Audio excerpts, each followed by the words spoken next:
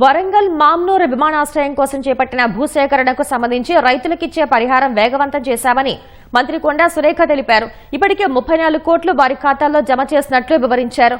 ముఖ్యమంత్రి రేవంత్ రెడ్డితో పాటు సంబంధిత కేంద్ర మంత్రి రామ్మోహన్ నాయుడు మామ్నూరు విమానాశ్రయ నిర్మాణంపై ప్రత్యేక శ్రద్ధ కనబరుస్తున్నారని మంత్రి సురేఖ తెలిపారు.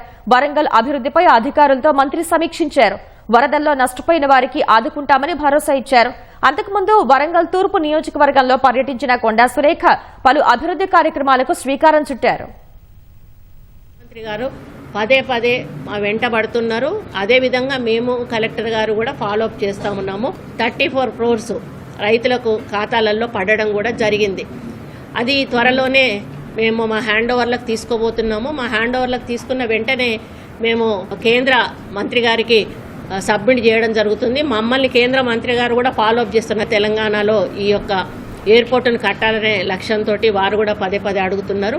కాబట్టి ఇది క్లియర్ కాగానే 100% మనకి ఎయిర్పోర్టు కన్స్ట్రక్షన్ అయ్యే ఛాన్సెస్ ఉన్నాయి. వరంగల్ అభివృద్ధికి కూడా ఇది ఎంతో దోహదపడుతుంది. ముఖ్యమంత్రి గారికి వరంగల్ మీద ఎంత దృష్టి ఉందో మనకు తెలుసు.